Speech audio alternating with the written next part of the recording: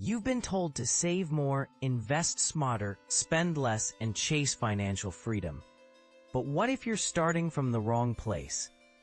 What if the real reason your money isn't growing has nothing to do with numbers and everything to do with how you see the world? Today is not about tips or tricks. It's about building a foundation that finally works. You don't need more hacks. You need a clear path. And that begins here. This is the passive path. And if you've ever felt like you were working hard but getting nowhere, it's time to change that. Most people don't fail at money because of lack of effort. They fail because they don't understand where they're starting from. Let's fix that. Look up at the ceiling. Now imagine tracing a circle with your finger, clockwise. Now slowly lower your hand, bring it to your forehead, then to your chest. Now look at it. The circle is moving the opposite way, but it's the same hand, same motion, only your perspective changed. And that change flipped everything. That's how money works too. You think you're doing the right things, but nothing moves because you're looking at it from the wrong place. Financial growth starts by changing how you see money, not just what you do with it, but what you believe about it. And where those beliefs came from. Before building anything, you need to know your story. That's what therapy does. That's what personal transformation does. And that's what financial healing needs to do too. It starts with your story, and your story starts early. What was money like in your home growing up? Was it stressful? Was it ignored? Was it secret? Did you hear things like, "We can't afford that," "Money doesn't grow on trees," "Debt is dangerous," "Money is evil"? Did you ever feel guilty for spending, or shamed for wanting more? Have you ever spent more than you earned because you were exhausted, taken a job just for the paycheck? Skipped experiences you love because of money? If you have, you're not broken. You're not behind. You're just not alone. More than half of Americans say talking about money is taboo. Only 1 in 3 has a plan. Only 4 in 10 can answer basic financial questions, and nearly 8 in 10 feel anxious about money. So what's going on? We have more tools than ever. More access, more apps, more advice, but still the same fear. Maybe we've been starting in the wrong place, trying to build wealth without knowing what it's for, or where we're really starting from. Imagine getting a box of IKEA parts, no instructions, no picture, no idea what the end result is. Would you even try? That's how most people treat their finances. Random tools, no plan, no direction. It's frustrating, it's inefficient, and it never feels stable. The solution isn't more tools, it's better awareness. The answer starts with this. What is your relationship with money right now? What's beneath the surface? That's what we're going to uncover, and when we do, everything else will start to make sense. Let's keep going. Understanding your current relationship with money is the foundation. It's not optional. It's not a bonus step. It's the starting line. And here's the truth. Most people are building on unstable ground. There's one belief that quietly ruins more financial lives than any other. It's called scarcity. Scarcity mindset says there's never enough. Not enough money, not enough opportunity, not enough time. If others are doing well, I must be falling behind. If someone wins, someone else must lose. Scarcity is survival mode.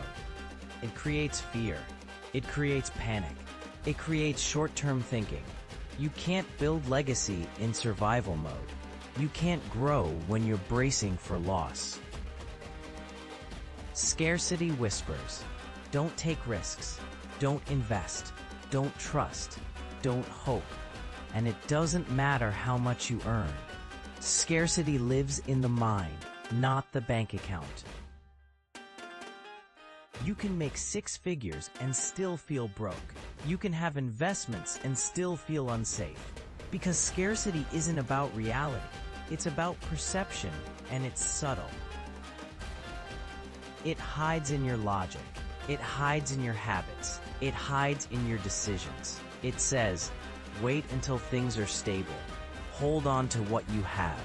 Don't dream too big. But here's the problem.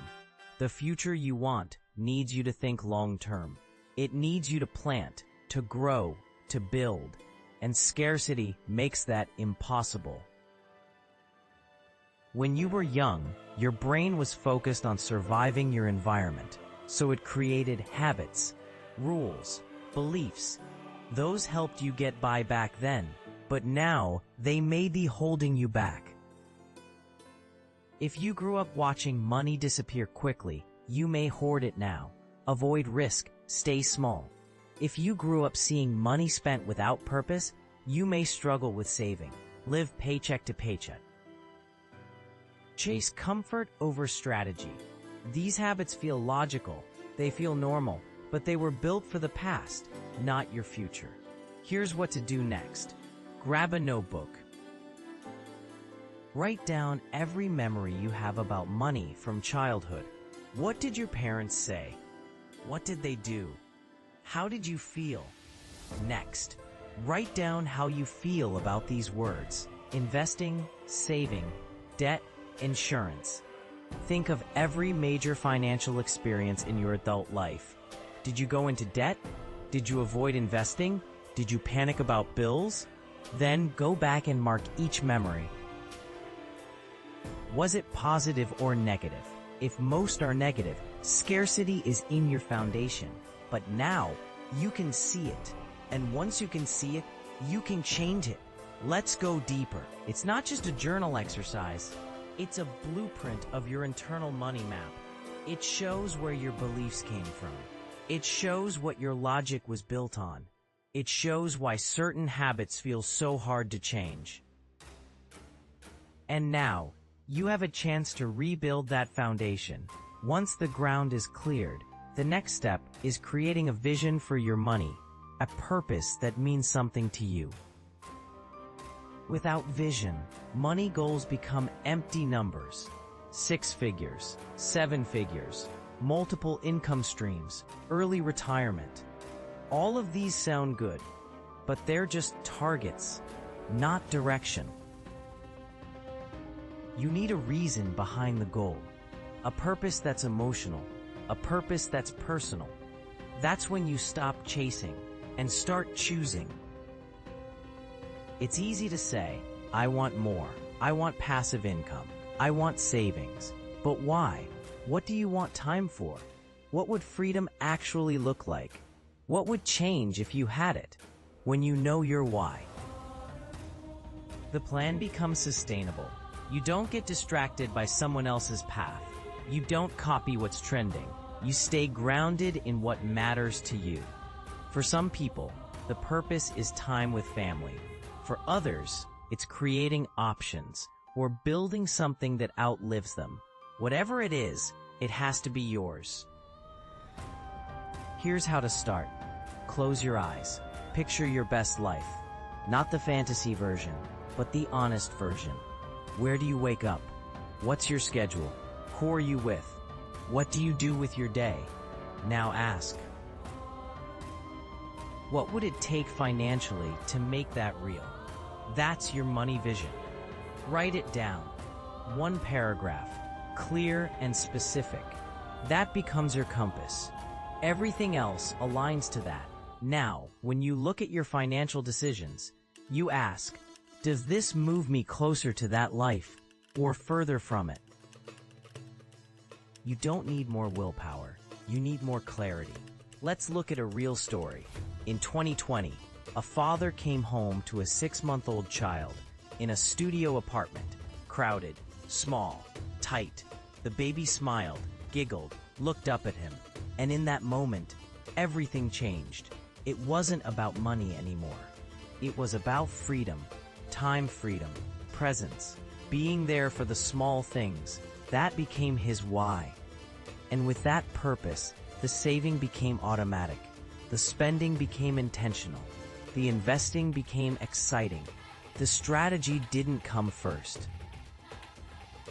The clarity did. This is your chance to defy your own why. Not someone else's, not the internet's, not your peers, yours. And once you do, the rest starts to fall into place. Let's keep building. A personal money vision turns vague goals into clear action. It gives your habits a reason to exist. It gives your effort a place to go. Without purpose, discipline becomes exhausting. Budgeting feels like punishment. Saving feels like sacrifice. But with purpose, it becomes alignment. It becomes alignment. It becomes direction. It becomes choice. You stop asking, can I afford this? And start asking, does this match the life I'm building? That's the shift. Your purpose protects you from distractions, from lifestyle creep, from emotional spending, from the fear of missing out. It gives you confidence to say no and peace when you say yes. Now let's talk about how your mindset affects the next generation. Your money habits are contagious. Not just to your bank account, but to your family, your friends, your children. Financial patterns are inherited more often than financial assets. If your mindset is shaped by fear, you will pass on that fear. If your mindset is built on clarity, you will pass on that clarity. One day your child may look at $1 the same way you do, and that view starts with what you model today.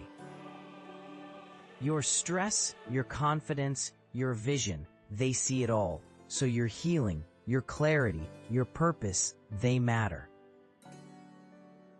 Not just for your future, but for theirs. The legacy is more than a will. It's more than a trust fund. It's how you think and what you teach without saying a word. That father in the studio apartment didn't just change his own life. It changed his sons by shifting from just surviving to building with vision. This is the work. Not more spreadsheets, not more apps, but clarity, purpose, consistency. You now have a choice to continue with what's familiar or to reset what money means to you. The passive path is about more than passive income. It's about designing a life that makes sense. That feels right. That's built from the inside out. Before we move into tactics, let's first make sure the ground is ready. Because without the right environment, no plan will grow. Let's clear the soil and get ready to plant new seeds. The next step is creating space for growth. Think of your financial mindset like soil. If the soil is dry, toxic, cluttered with weeds, nothing can grow. Not investments, not savings, not freedom. You can try new strategies, new tools, new habits. But if the mindset stays the same, the results won't last. This is why so many plans fail. The foundation wasn't ready. Before you focus on how to make more, you need to ask, what's blocking the growth? What limiting belief are you holding on to? What fear is driving your decisions? What emotion is hiding beneath your spending? This is not theory. It's cause and effect. Financial stress often doesn't come from the numbers. It comes from what the numbers represent. Security, worth, freedom, power, control. If you've attached your identity to money, every fluctuation will shake your sense of self. That's a dangerous game. You don't need to detach from money, but you do need to separate your self-worth from your net worth. Once you do, Money becomes a tool, not a measure of success. It becomes a resource, not a scoreboard. This shift gives you permission to build at your own pace, on your own terms. It gives you the space to take smart risks, to say no without guilt, to say yes without fear. That's the environment growth means. So here's what to do right now. Step 1. Rewrite your financial story. Take your old list and write a new version of each experience. One that empowers you. One that reframes the pain into purpose. For example, if you grew up with financial stress, rewrite that as, I learned to value stability, and now I build it on my terms. Step 2. Create a money mission. One sentence that defines what you want money to do for your life.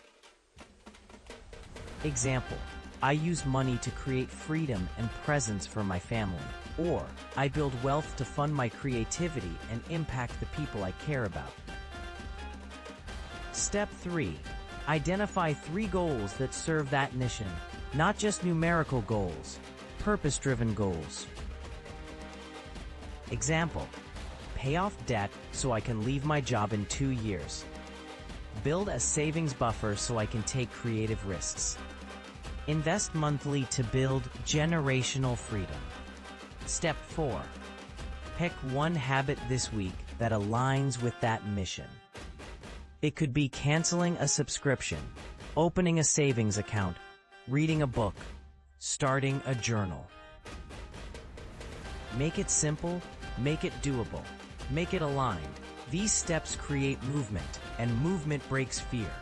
You don't have to overhaul everything at once. Just keep taking the next step. That's how growth becomes momentum. That's how clarity becomes action. And that's how your financial future begins to change. We're almost there. Now, let's bring everything together into a plan you can follow. Let's build your financial reset. You've done the hard part. You looked inward. You questioned your story. You built clarity. And now, you have a foundation that can finally grow something real. Wealth isn't just about how much you earn. It's about what you build on the inside. The habits, the beliefs, the purpose, the vision. That's what gives your money direction, makes it sustainable, and how you live free on your own terms. If this video helped you see your finances differently, like the video so more people can find it. Subscribe to The Passive Path for practical, honest money advice. And drop a comment below. What's one belief about money you're ready to change? If there's someone in your life who needs this message, share this video with them. It might just help them start their own path. Good luck on your journey. Keep learning, keep building, and feel free to check out the other videos on this channel to keep growing. See you in the next video.